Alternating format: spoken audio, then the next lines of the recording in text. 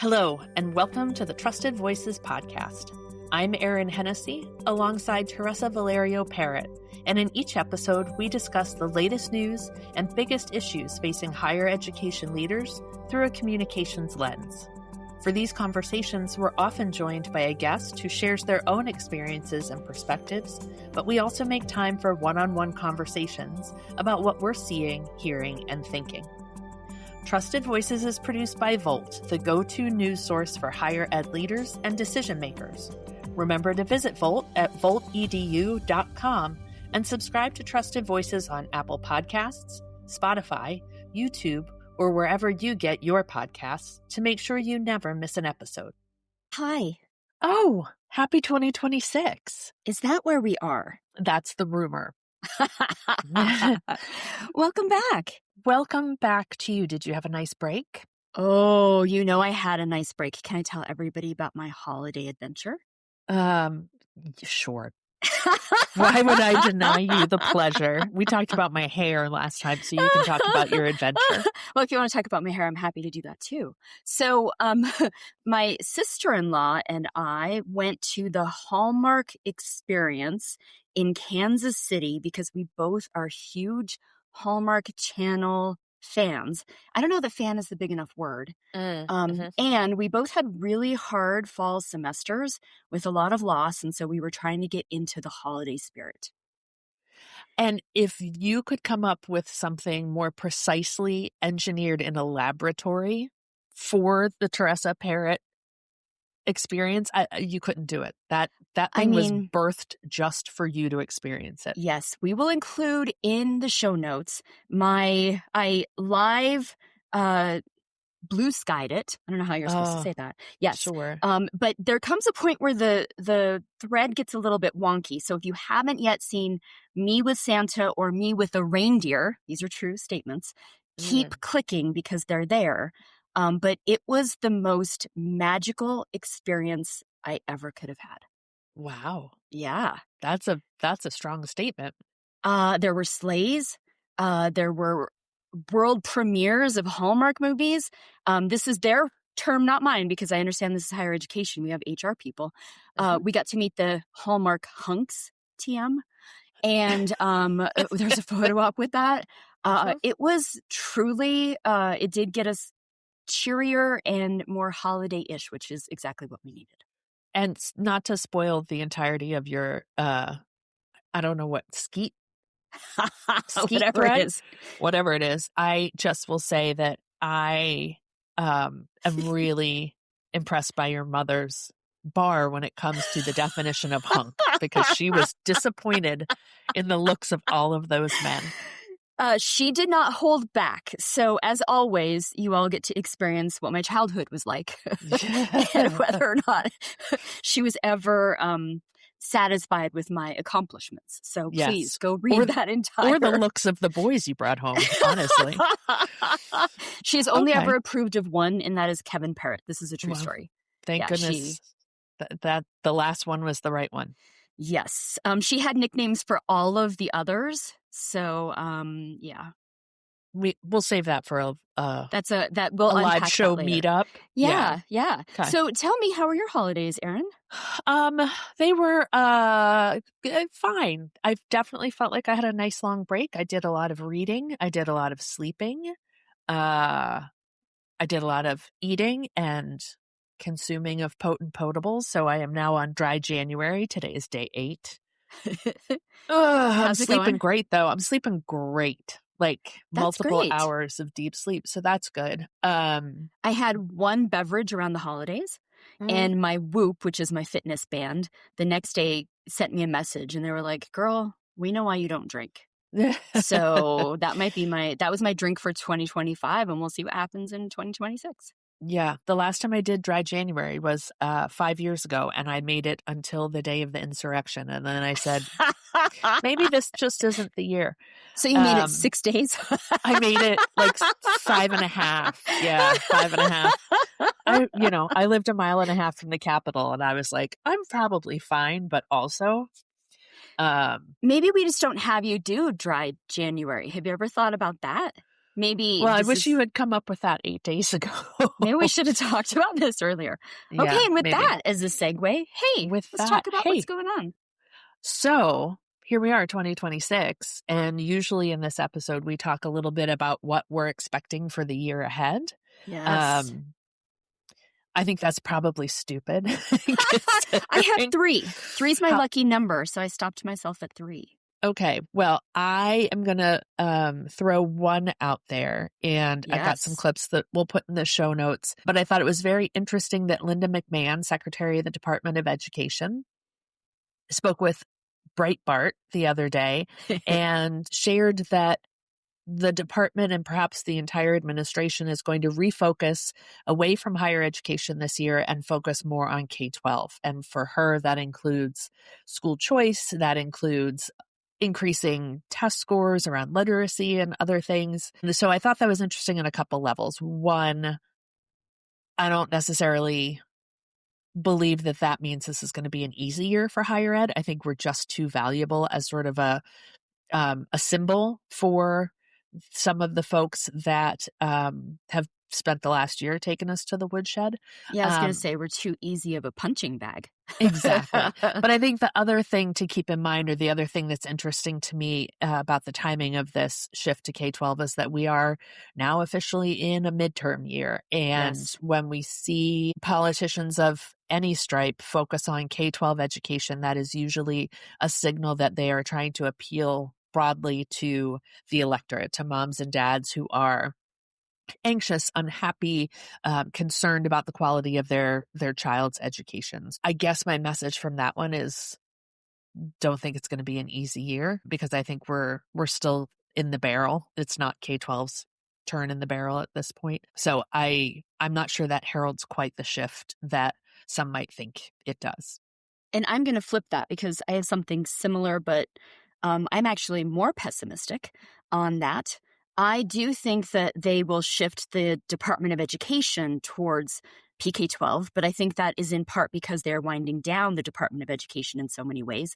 But I think the retribution that we're going to see from the administration is going to continue and will ramp up. And we're seeing this right now in a number of different ways. I live in one of the states that is being targeted as blue and is worthy of retribution right now. And I think we'll see that also then follow so that higher education and specific institutions start to get targeted in very specific ways. And it could be those that maybe declined to be part of the compact. It could be those who ideologically don't align with the administration. It could be those that the administration knows poll well to punch at. I think that there are ways that they're going to continue to use higher education, especially in a midterm year, to get traction, to get headlines and sound bites, because we proved so well last year that it works.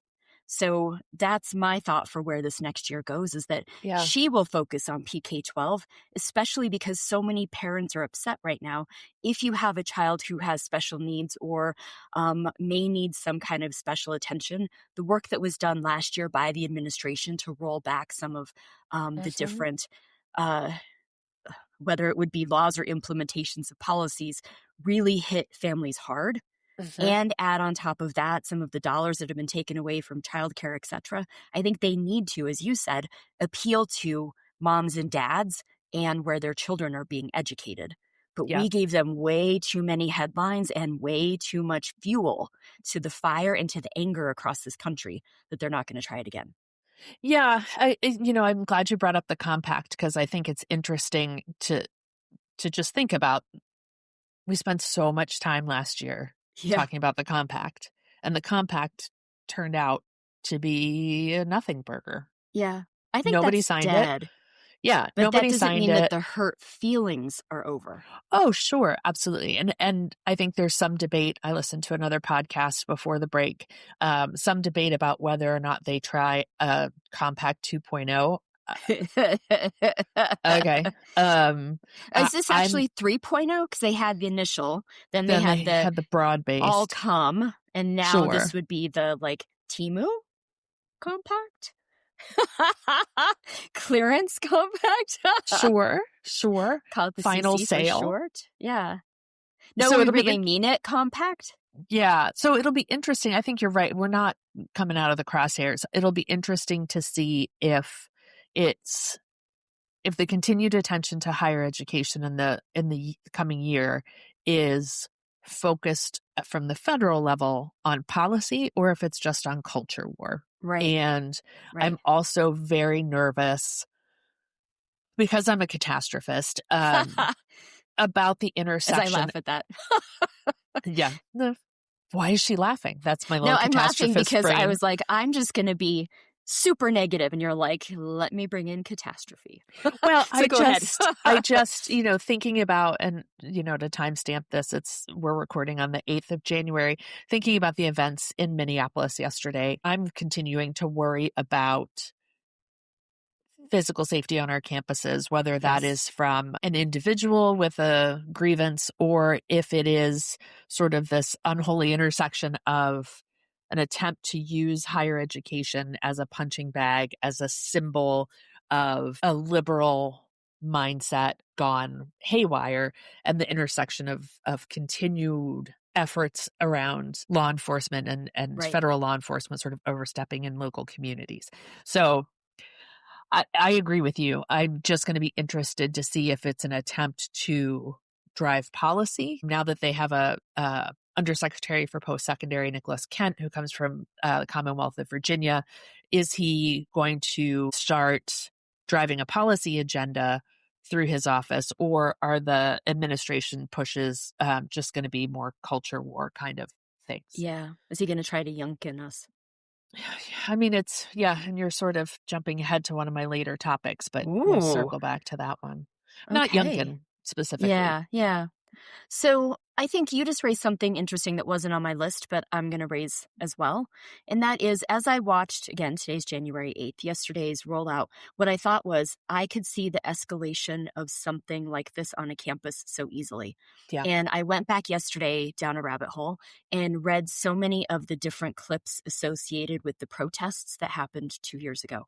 And I started to think about how 2026 could be the year of the new protests for ICE and how those could very quickly escalate in ways that I think some in the administration would welcome, because it would allow them to treat higher education how they've been waiting for us to tip and to need them to help us get our footing under us.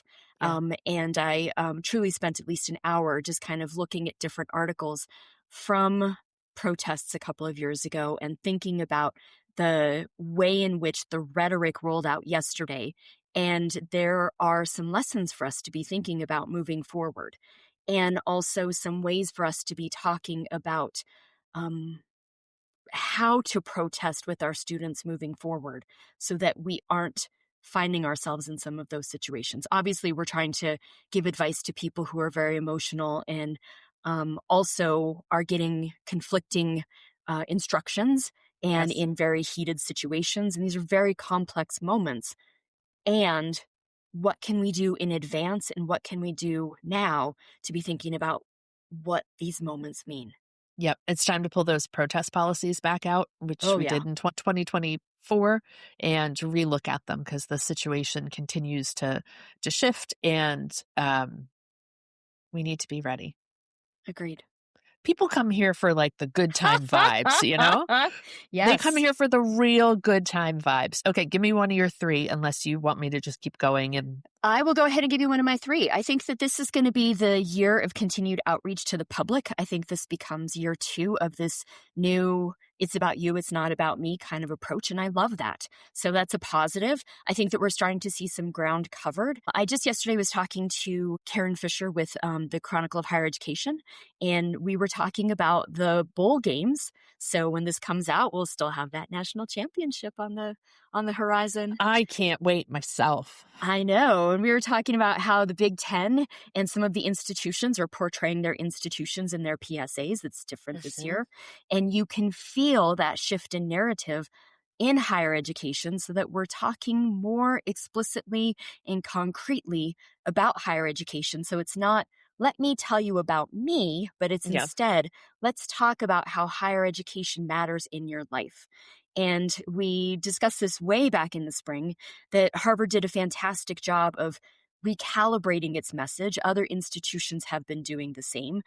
We've seen a number of different places in higher education really stop, take a deep breath, and think about audiences.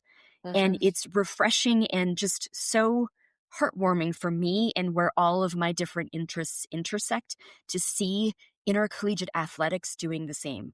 And the way that I described this is, if intercollegiate athletics is the front porch, and often we only just invite people to sit on the front porch and then go home, this to me feels like the first time we're opening up the door and inviting people into our house. What a lovely metaphor that was. Yes, yes. Isn't that such a Teresa thought of It is. serendipity and optimism? Thank you, Hallmark. Thank you. Oh my God. It makes me want to barf just the right amount. Not like a ton, just the right amount. Queasy. I'm queasy. Yes. So I think that communication push in that recast form is going to continue this year. And I love that. Well, I'm interested. I'm not a football person, although I have to say this for our producer DJ behind the scenes. Go Birds. It's not NCAA, but go ahead. No, it's not, but it's football. Anyway, I don't start to care until college basketball season really gets cooking and we start heading towards March Madness. So I will be interested to watch all of those same kind of PSAs and ads from institutions that are in the NCAA men's and women's tournaments. Particularly already, it looks like there are some folks breaking out of the pack who aren't usually making a run at Final Four. And so we shall see what folks are prepared to talk about when they do their spots during March Madness. It's early in the year. It's January 8th. We have a couple months. So if you're getting that quick break, make sure that you sustain it. And listen, Villanova Wildcats, last year was not good. This year needs to be better. That's all I have to say about that. Okay, then I'm going to jump to my next Go for it. Totally depressing set of stories. One of our evergreens, one of our favorite / least favorite stories to talk about, which is the financial sustainability of our institutions. Yes. This week, we saw Martin University, which is an HBCU that has been on a pause for some period of time. Their board of trustees made the decision to actually close the institution down. As I said, it's an HBCU in Indianapolis. That decision was made this week, which is a heartbreaker. I also noticed, thanks to Lee Gardner sharing this clip on Blue Sky, Hampshire, which, took up a lot of media attention a couple of years ago, being on the brink, nearly closed in 2019. They missed their 2025 enrollment goal by half. 150 as opposed to their 300 student goal. So they are now cooking with 750 full-time students.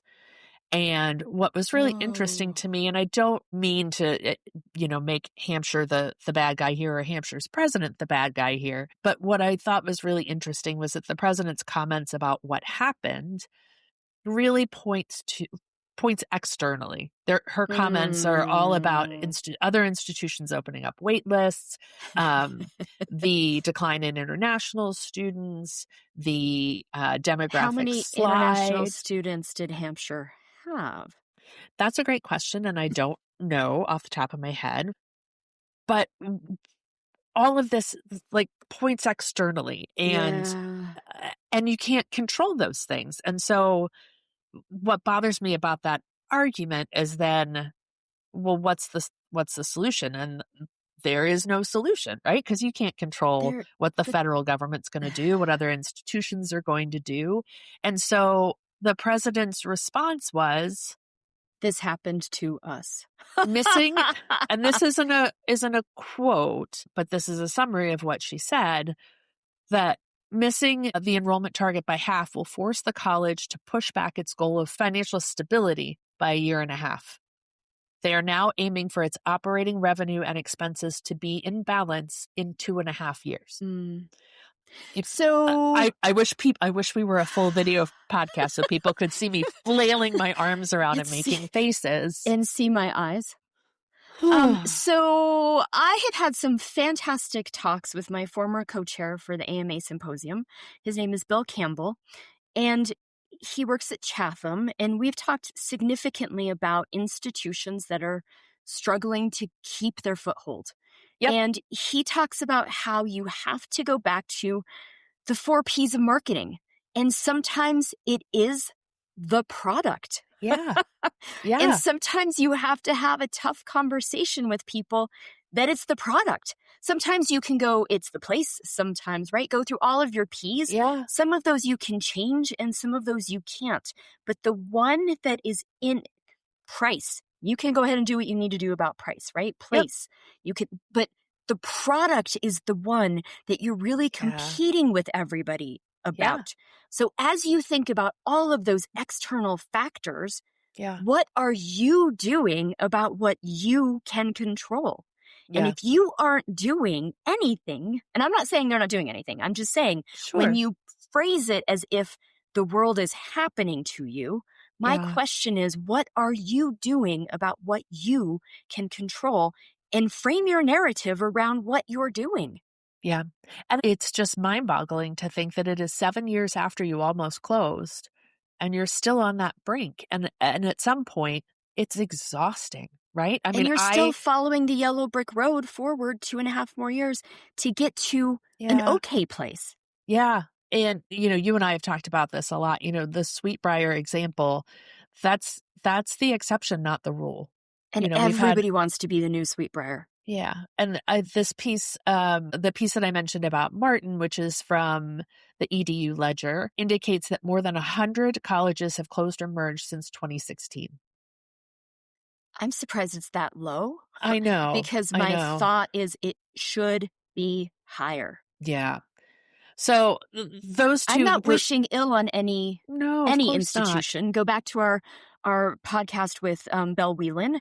But instead, I think if we want these institutions to be sustained, they may not be sustained in the way that they exist today. Yeah. And we need to be smarter about how we're talking about what an institution's existence means. Yeah. And again, like some of the institutions nearest and dearest to my heart are finding themselves in this spot as well. And I don't want to lose them. But at the same time, if in 7 years we haven't figured out the path forward, there may not be one. Wow. Yeah. And then should we, for 7 years, continue to enroll students and promise them a bright future if we don't know that we can deliver on it? I know. It breaks my heart. It breaks my heart. The other story that I want to note in this little section here is a piece from Inside Higher Ed yesterday, Times a Flat Circle, about the Oregon State Higher Education Commission, controlling body, is recommending that their public institutions start thinking about institutional integration. I'm doing scare quotes for those of you listening, including and going up to mergers. So what I didn't realize is that Oregon's public institutions are not part of a system.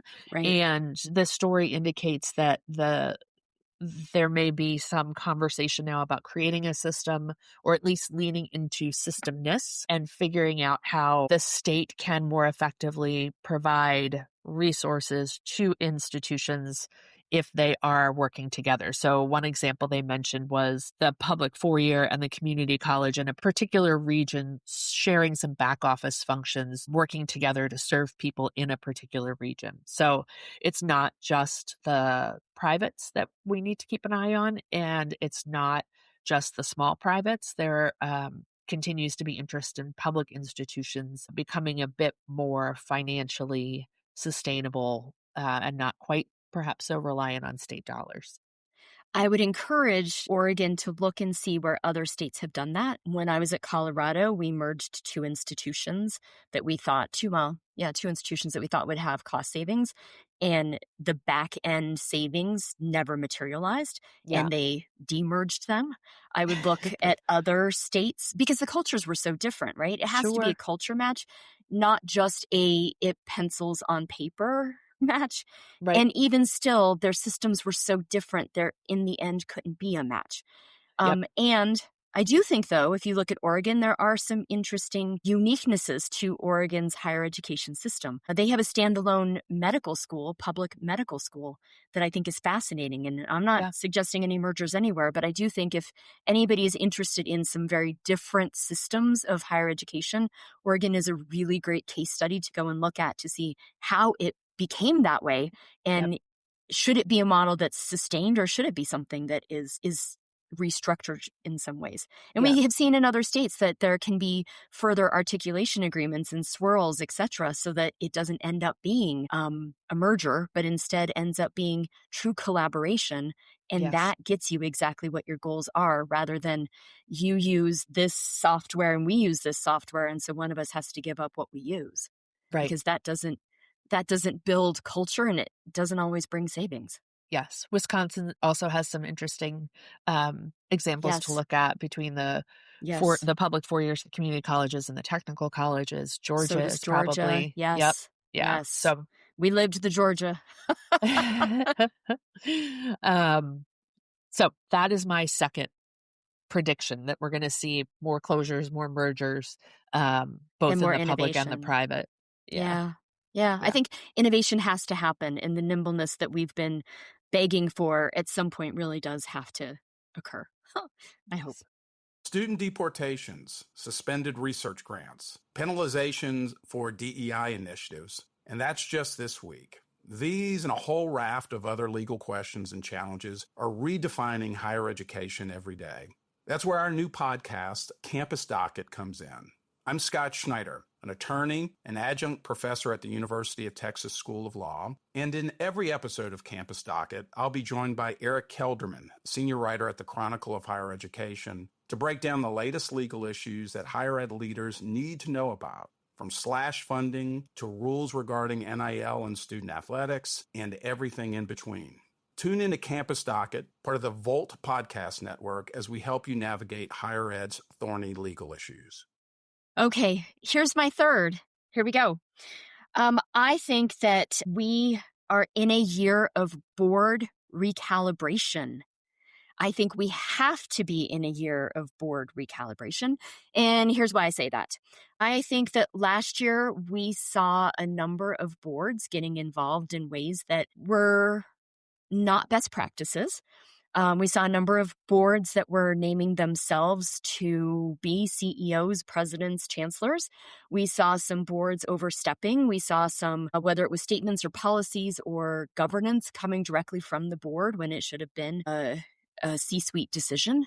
And I think this is the year of good governance, because we saw some of what that means for the institutions as the manifestation of those decisions. So this is I am manifesting this for our industry. I'm going to get out my sage. I'm going to woo-woo us for a second. And I'm going to say, may this be the year of good board governance.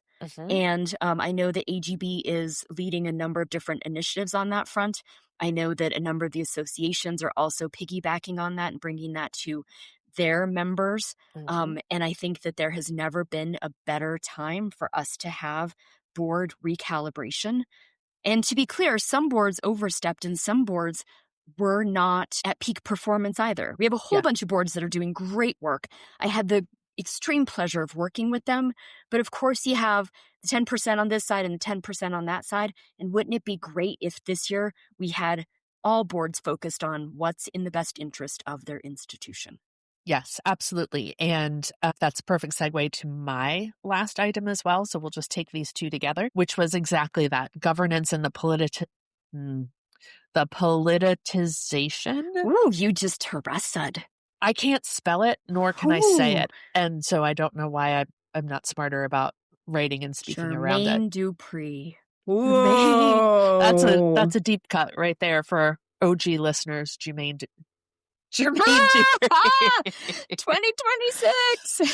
Anyway, pulling this back on track. The last piece that will be in the show notes for me is a Washington Post piece about the not quite under the cover of darkness, but might as well have been under the cover of darkness, appointment of the new president of the University of Virginia, who was previously the dean of the business school and was appointed by the UVA board, which is not currently fully staffed, is the wrong word, is not at its... Fully appointed. Yeah, sure. Fully seated, whatever you want to call it. Governor-elect Abigail Spanberger in Virginia asked the board to hold off on finalizing the search process and moving ahead because of concerns about the politicization. Nailed it. Oh, nice. Of board appointments under the current governor. So that is sort of the emblem for me of all of these conversations. Virginia is always an interesting bellwether because they are an off-cycle election. So I see the election in Virginia as well as the election here in New Jersey as sort of a predictor of what we're going to see around the midterms. And so I think it'll be interesting to see how politics continue to play in the boardroom, which governors are appointing public institution trustees to serve an agenda or serve the state house rather than serve their institution as a fiduciary. But I agree that we need to see a return to the core principles of good governance. You mentioned AGB, and they do indeed have a ton of resources. We'll link to a couple of them in the show notes, but we've said this so many times before. Everything is governance. Every decision, every controversy, everything is governance. And culture is governance. Yeah. Everything is governance. And if you ever want to nerd out about governance, reach out to either one of us. This is our passion. Yeah, governance. Really reach out to Teresa first. I love this stuff. I'm working on a book on this stuff. Get me, Michael Harris, and Sandra Berenger on a call, and the three of us will talk to you about 5 jillion pages that we're writing, because governance is the bedrock of an institution. Yes.